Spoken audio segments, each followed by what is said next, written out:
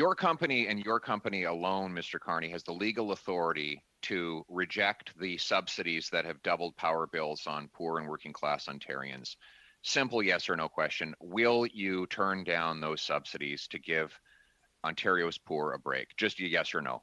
Mr. Poilievre, as you said moments ago, there are contracts put in place between the Ontario government and players in the Ontario power market that are providing electricity for Ontarians. Overcharging, yes or no? And so both sides of those contracts are honored. Yes or no?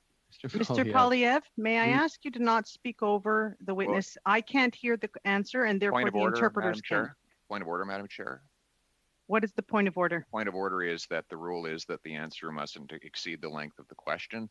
Mr. Carney's had that length. He hasn't answered the question. Can we move on? That is not actually the rule, but I will let you answer your question. Thank you. Thank you. So I guess we're not going to get an answer. It looks like that you and your company will continue to profit off the backs of poor and working class Ontarians by taking these massive government subsidies that you wrote into a contract under your previous Liberal government. Moving to the first point of your presentation on fiscal sustainability, do you support Mr. Trudeau's structural deficits? As I said in my presentation, we should avoid structural deficits. So I make a distinction, as I believe you do, between the support that is provided during the COVID emergency and once we emerge from this situation, avoiding having deficits being driven by current spending that, as I said in my presentation, does not grow the economy in the future. So is the current government on a sustainable fiscal path? In my judgment, it is on a sustainable fiscal path because the deficit by the end of year 5 is largely driven, in fact, from what I can tell, is driven by those growth promoting measures, yes. So you do support it. Do you think there's any chance that on this path we could have a debt crisis? I think for Canada, no. Canada's situation is very strong. We must use, though, if I may add, we must use our fiscal resources very wisely and particularly with respect to the point of this committee's inquiry to effect for the type of proposals that have been discussed by colleagues. Have you advised any ministers in the government, their staff or deputy ministers since September? Advised. I have been asked questions from time to time by ministers and deputies, yes. About climate finance? Have you talked to them about that? I have talked to some ministers about climate finance. I would remind September? if I would since September. Well, I am the UN Special Envoy for Climate Finance, and I've spoken to ministers, deputy ministers, leaders. Okay, since September? I would add. Sorry, you seem to be dodging the question. I don't know what you're hiding there. Since September? Monsieur Poilievre, I began with yes, so that is not a dodge. Okay, good. Then you've answered the question. Have you contacted the lobbying commissioner to find out if this is in contravention of the rules? Given that you do stand to profit off of the policy decisions in this area, you are part of a company that could potentially make financial gains from the massive subsidies and other government policies that you've profited from at a provincial level. Have you checked with the lobbying commissioner? Madam Chair, point of order. Whether you should Madam be Chair, registering? Point of order. We have a point of order on the floor. Mr. Asasi, your point of order? Madam Chair, as the member is fully aware, there has to be some relevance to his questions to what we're discussing here today. And I certainly don't see the relevance.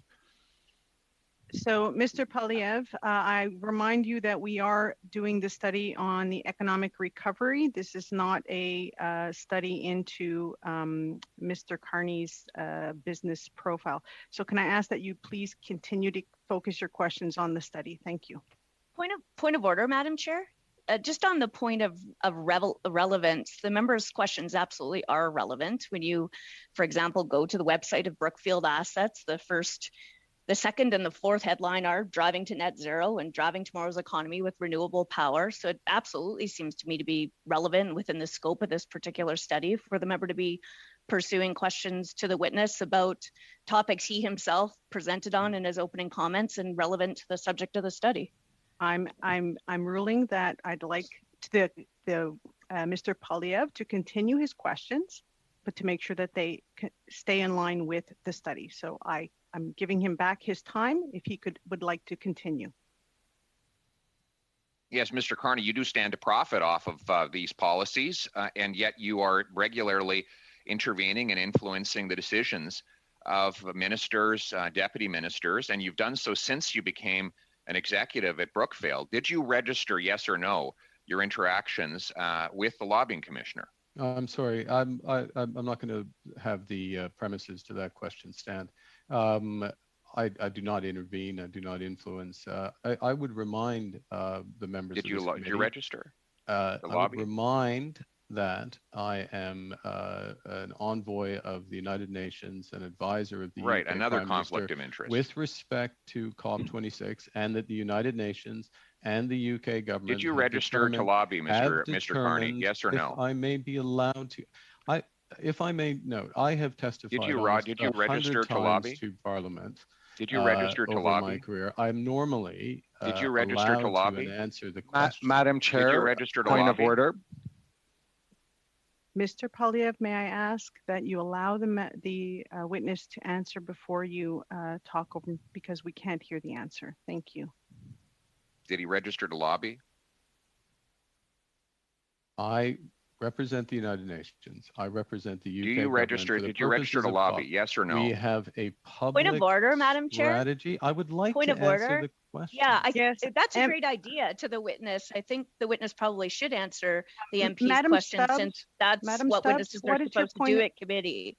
My point of order is if you can actually ask the witness just to answer the yes or no question in the same time that it took the member to ask him the question, because that's the practice of committee, and that's what witnesses are here at committee to do. Just answer the question by members of Parliament. Madam Thanks, Stubbs, Chair. Madam Stubbs, this committee, we give the 6-minute or the round to the MP, and they can use that round as they see fit.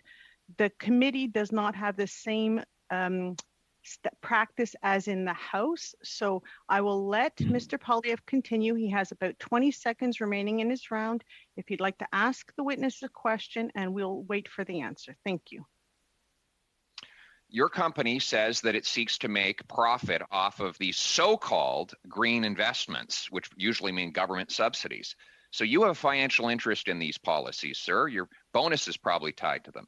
Did you register to lobby the many ministers, deputy ministers, and staff that you've contacted since you took this job? Yes or no? I don't lobby, period. Unfortunately, that's your round of questions, MP Poilievre. We will now go to MP Lambropoulos. You have the